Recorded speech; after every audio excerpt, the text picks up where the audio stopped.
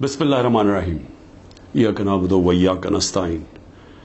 मैं अपनी पाकिस्तानी कौम की तरफ से सबसे पहले जो बजौड़ के अंदर दहशतगर्दी का हमला हुआ, जिसमें अभी पता नहीं चल रहा लेकिन 40 शहादतें हो चुकी हैं और कहते हैं 50 लोग इस वक्त बुरी तरह उस धमाके से वो जख्मी हैं। तो मैं सारी कौम की तरफ से इनके घर वालों के लिए, इनकी फैमिलीज़ के लिए, बच्चों के लिए, इनके बड़ों के लिए, माँ बाप के लिए जो शहीद हुए हैं, हम सब आपके लिए दुआ करते हैं कि अल्लाह आपको हिम्मत दे, ताकत दे, सब्र दे इस मुश्किल वक्त से गुजरने का, और सारी कौम आपके साथ है। इसके साथ मैं अपनी गवर्नमेंट को जो पैगाम देना चाहता हूँ वो बड़ा आसान है, सिंपल है। पैगाम यह है कि जब सारी आपकी resources, intelligence agencies, security forces, उनका सिर्फ एक ही मकसद हो कि मुल्क की सबसे बड़ी जमात, उसको किसी ना किसी तरह ख़त्म किया जाए, हर किस्म के उनके ऊपर केसेस किए जाएं, उनको जेलों में डाला जाए, उनके घरों के ऊपर हमले किए जाएं, उनके लिए उनके रिश्तेदारों का पता चलवाओ, उनकी बिजनेसेस बंद करो और किसी ना किसी तरह इनको ख़त्म करो। जब एक हुकूमत का सारी तवज्जो इधर आ जाती है तो वो कैसे, जो नजर आ रहा है कि दहशतगर्दी बढ़ती जा रही है, वो कैसे इसका मुकाबला करेगी।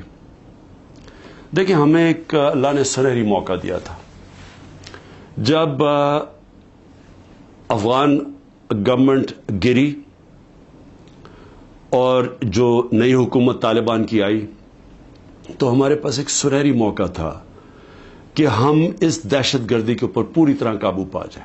क्योंकि हमारा सबसे बड़ा क्या था कि जी, गनी हुकूमत के दौरान 3 डिफरेंट दहशतगर्द ग्रुप्स पाकिस्तान में वारदात करते थे। एक था दाइश या आईएसएल, दूसरी टीटीपी, और तीसरा था जो बलोच के लिबरेशन बीएलए।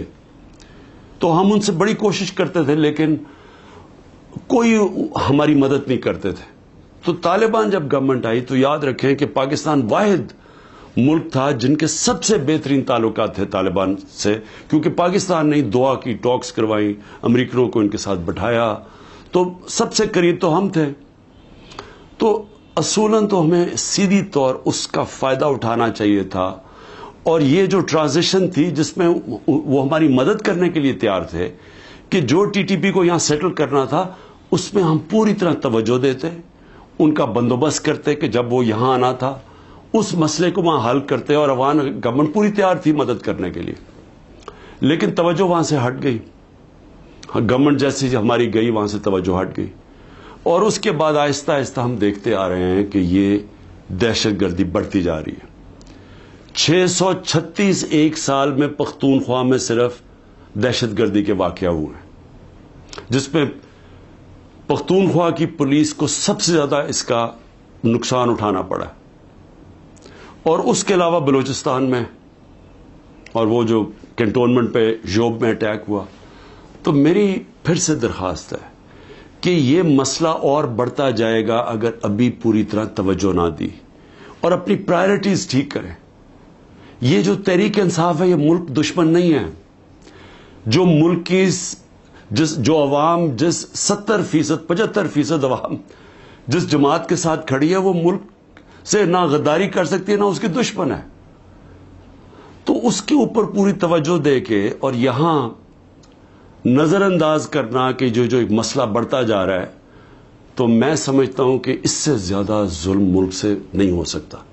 आगे माशी तौर पे हमारे हालात उधर पहुंच गए हैं जिधर आम आदमी, तनख्वाहदार तबका, उसका जीना मुश्किल है। बिजली का बिल, जो आज बिजली का बिल दे रहा है, वो सवाल तो ये पूछेगा ना कि साल पहले जब ये तहरीक इंसाफ की हुकूमत थी तो 16 रुपए यूनिट था, तो आज 50 रुपए यूनिट कैसे पहुंच गया? कौन सा इतना बड़ा अजाब आया है कि वो बैग जो 55-60 रुपए किलो था آٹے کا وہ پہنچ گیا 150 روپے کلو پہ.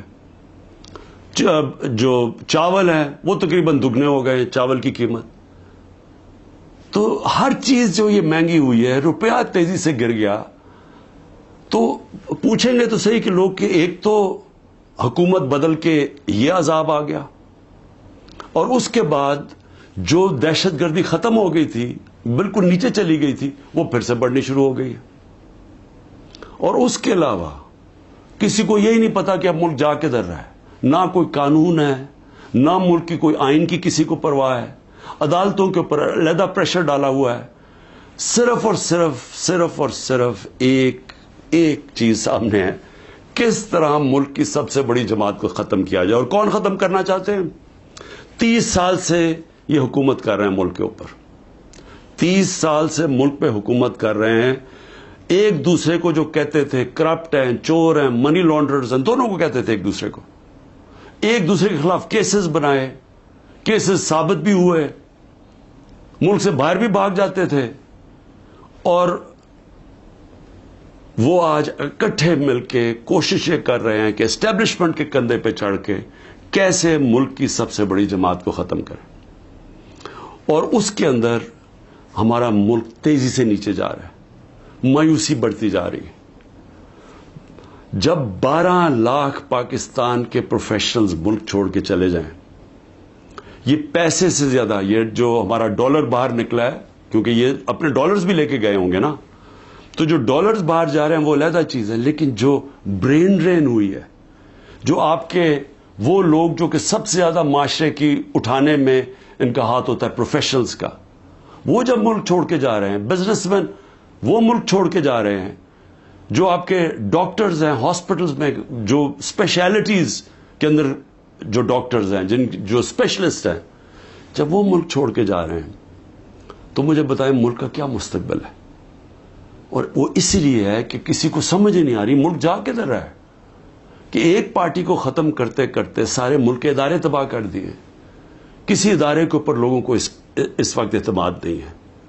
ایف آئی اے کو تو لگایا ہوا ہے کہ جی کسی نہ کسی طرح پکڑو عمران خان کو اور یہ پی ٹی آئی کی لیڈرشپ کو, کسی طرح سائفر پہ پکڑ لو. یہ نہیں پتا کہ سائفر جتنی سائفر پہ بات ہوتی ہے تو ساری انگلیاں ان کے اوپر آتی ہیں. یہ جو آج اقتدار میں بیٹھے ہوئے ہیں, یہ ساری انگلی ان کے اوپر اٹھتی ہے.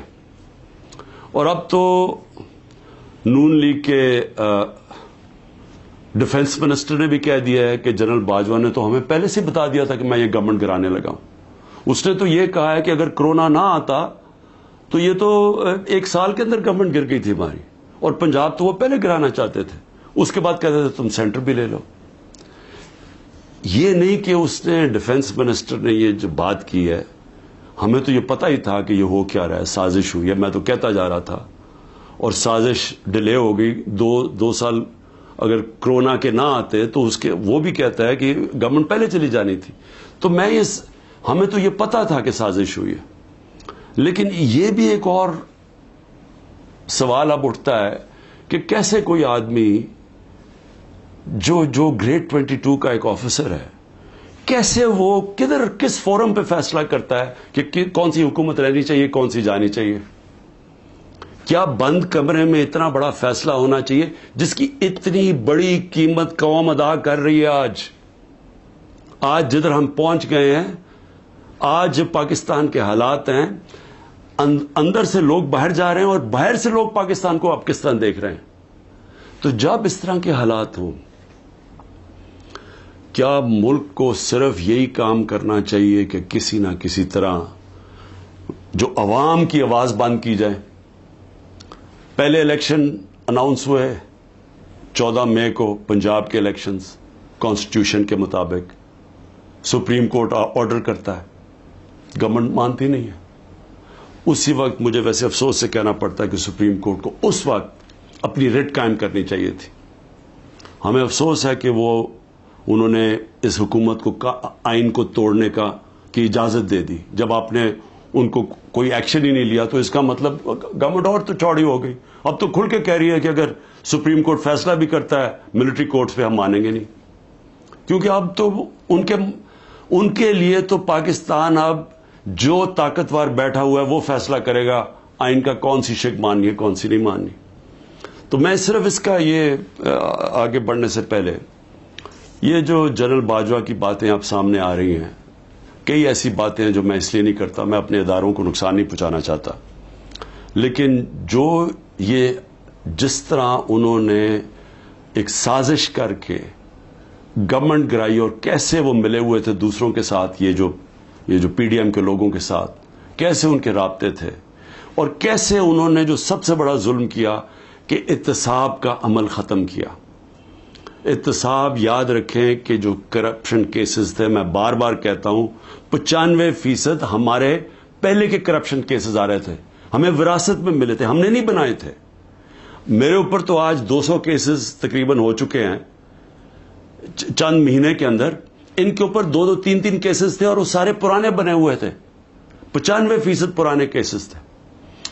ہمیں تو وہ جو احتساب کا عمل تھا وہ بھی جنرل باجوہ نے اس لیے نہیں چلنے دیا کیونکہ ان کی پہلے سے ان سے ڈیل چل رہی تھی، بات چیت چل رہی تھی. لیکن ملک کو آج کتنا نقصان ہوا، وہ کون سا فورم ہے جس کے اندر یہ جائزہ لیا جائے گا کہ ایک کس طرح کے فیصلے نے اس کو عوام کو کتنا نقصان پہنچایا. میں دوسری بات جو کرنا چاہتا ہوں وہ یہ کہ دیکھیں، مجھے جو سب سے بڑا مجھے خوشی تھی وہ یہ کہ تحریک انصاف پہلی جماعت تھی جس نے خواتین کو پالیٹکس میں لے کے آئے، یعنی انہوں نے شرکت کی پاکستان کی سیاست کے اندر. مجھے فخر اس لیے ہے کہ یہ جو پاکستان موومنٹ تھی اس میں میری والدہ بتاتی ہیں کہ عورتیں کتنی شرکت کرتی تھیں اس پاکستان موومنٹ کے اندر. تو یہ پہلی دفعہ اس طرح عورتوں نے اتنی تعداد میں شرکت کی. ہم جو بائی الیکشنز جیتے، یاد رکھیں کہ جو ہم بائی الیکشنز جیتے ہیں 37 میں سے 30 بائی الیکشن ہم جیتے ہیں، اس میں عورتوں کا بہت بڑا ٹرن آؤٹ تھا. یہاں الیکشن کمیشن کو مصیبت پڑی ہوتی ہے کہ اگر اتنی عورتیں نہ پولنگ سٹیشن پر نکلی تو ہم الیکشن کینسل کر دیں گے. یہاں ریکارڈ ٹرن آؤٹ ہوا عورتوں کا جس سے ہم نے بائی الیکشن جیتے.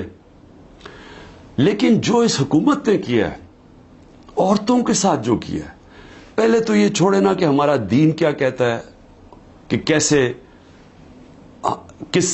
کیا رویہ ہمارا ہونا چاہیے اسلام میں عورتوں کے ساتھ. اس کے بعد ہمارا جو کلچر ہے، میں بار بار لوگوں کو بتاتا ہوں کہ میں جب پہلی دفعہ باہر گیا پاکستان سے تو میں حیران ہو گیا، اس طرح کی عورتوں کی عزت باہر نہیں ہے، مغربی معاشرے میں نہیں ہے جو کہ ہمارے معاشروں میں ہے. اور جس طرح عورتوں کو سڑکوں پہ گھسیٹا، جس طرح ان کو جیلوں میں ڈالا، جس طرح ابھی تک جس طرح عورتوں کو جیلوں میں رکھا ہوا ہے. اور میں یعنی حیران ہوں کہ کیا ڈاکٹر یاسمین کسی یہ بلڈنگ جلانے میں تھی ملوث؟ کیا عالیہ حمزہ تھی؟ کیا طیبہ تھی؟ کیا صنم تھی؟ کیا ختیجہ؟ انہوں نے کوئی بلڈنگ جلائی ہے؟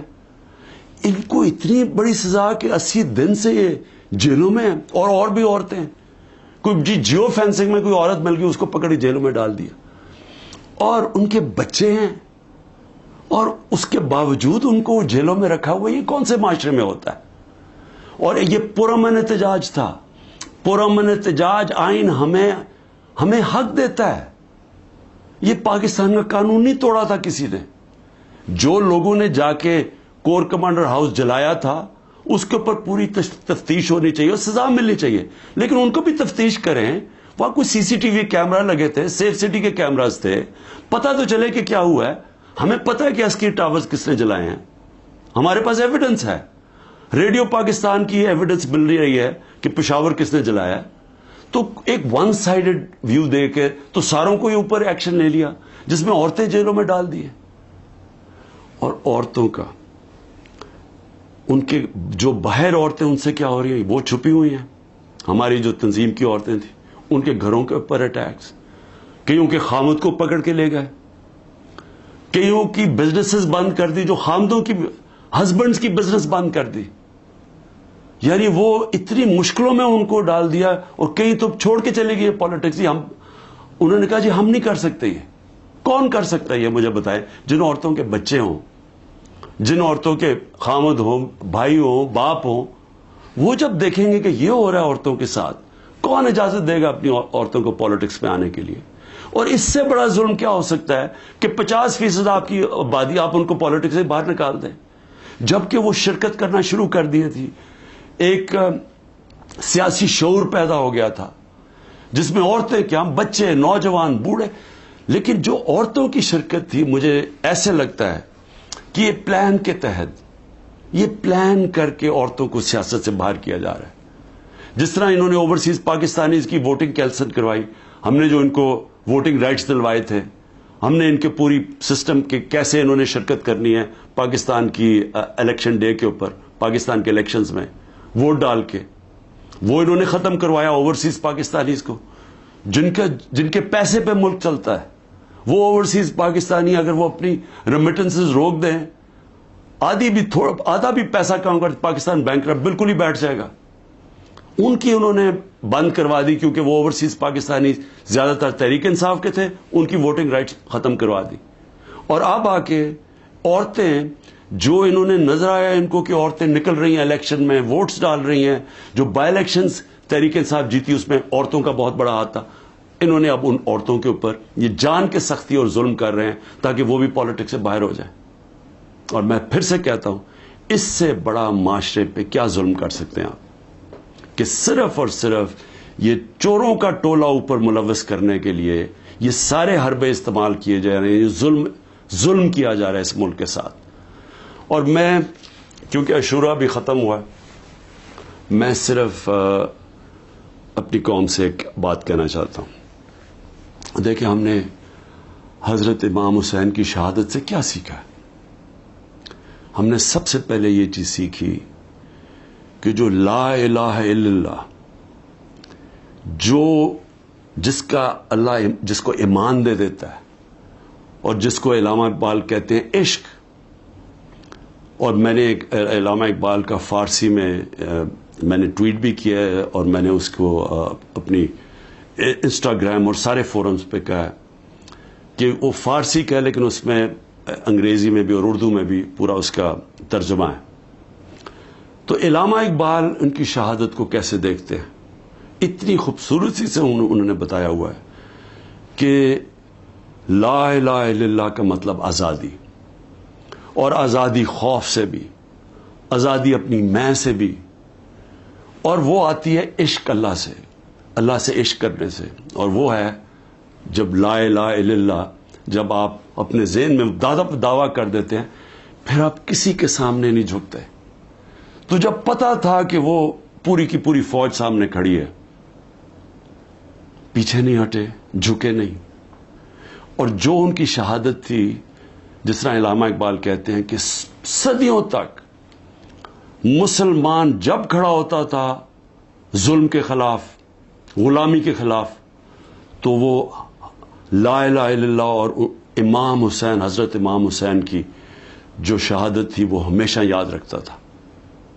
وہ جو پتہ ہوتے ہوئے ایک انسان کو کہ ہم جیت نہیں سکتے، یعنی کوئی میری موت ہے، میں یہ جو کھڑا ہوں اسٹینڈ کے اوپر تو میں زندہ نہیں رہوں گا، اس کے باوجود وہ عشق کتنا ہوتا ہے اوپر والے کے ساتھ کہ وہ کہتا ہے کہ میں یہ کوئی نہ سمجھے کہ میں خوف کے بت کی وجہ سے کسی کے سامنے جھک گیا ہوں. اور یہ ہوتا ہے کہ جو انہوں نے بیج بو دیے کہ ہمیشہ مسلمان دنیا میں ظلم کے سامنے جب لوگ کھڑے ہوتے ہیں تو ان کو یاد آتا ہے وہ اس قربانی کا. اور یہ بھی یاد رکھیں کہ یزید نے کیسے یہ ظلم ہونے دیا تھا، وہ کیوں کامیاب ہوا، کیونکہ کوفہ کے لوگ اتنے خوف زدہ تھے. اس نے اپنا ظالم گورنر کو رکھا تھا، اس کے ظلم کی وجہ سے وہ اتنے سہمے ہوئے تھے، وہ اتنے ڈر گئے تھے یزید کے ظلم سے کہ وہ نکلے نہیں. انہوں نے اتنا بڑا ثانیہ اسلام کی تاریخ میں ہونے دیا اور وہ ساری زندگی پچھتاتے رہے. تو آج میرے پاکستانیوں یہ یاد رکھیں، یہ جو ظلم کیا جا رہا ہے، آپ کے اوپر خوف ڈالا جا رہا ہے کہ یہ جی وہ جیل میں پکڑ لیں گے، وہ گھر توڑ دیں گے، وہ یہ کر دیں گے، وہ مار دیں گے، وہ وہ ویگو ڈالا آ جائے گا. آپ اس سے اپنے آپ کو آزاد کریں. یہ جس وقت آپ نے یہ فیصلہ کیا کہ ہم رائے حق کے اوپر کھڑے ہیں, ہم ظلم کے سامنے نہیں جھکتے, ہم اپنی آزادی لے لیں گے.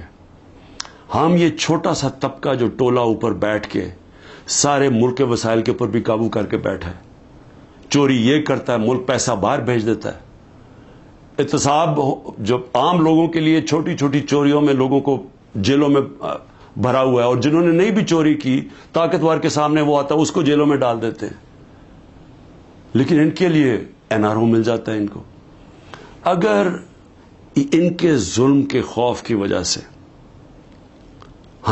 ہم ڈر جائیں گے تو ہمارے سامنے بدترین قسم کی غلامی ہے. اور اگر یہ اس موقع پہ, تاریخ کے اس موقع پہ ہم کھڑے ہو جائیں گے, ہم اپنے آپ کو آزاد کر دیں گے. اور آزادی آئے گی انصاف سے. جب ہمارے حقوق کی ہمارے عدالتیں حفاظت کریں گی, جب کسی کی جرت نہیں ہوگی کسی کے گھر میں گھس کے توڑنے کا, کسی کی جرت نہیں ہوگی جھوٹا کیس کرنے کے لیے. میرے اوپر 180 سے اوپر کیسز ہیں. میں پچھلے 2 مہینے میں تقریباً 350 مختلف کیسز کے اندر عدالتوں میں جا چکا ہوں. ایک دن میں 19 کیسز کا میں نے سامنا کیا, اور میں یہ کرتا جاؤں گا. ہو سکتا ہے کہ میں نہ کر سکوں, یہ مجھے جیل میں, کیونکہ پوری کوشش کریں جیل میں ڈالنے کی, میں اس کے لیے تیار ہوں. لیکن میں یہ بتانا چاہتا ہوں کہ یہ جو مرضی کر لیں, میں کھڑا ہوں. میں کسی صورت یہ ان کے حربوں کی وجہ سے, ان کے ظلم کی وجہ سے میں کسی صورت ان کے سامنے جھکوں گا نہیں. اور میں یہ چاہتا ہوں آپ بھی, ساری قوم فیصلہ کر لے کہ ہم یہ ظالم کے سامنے نہیں جھکیں گے, اور انشاءاللہ ہم آزاد ہو جائیں گے. پاکستان زندہ باد.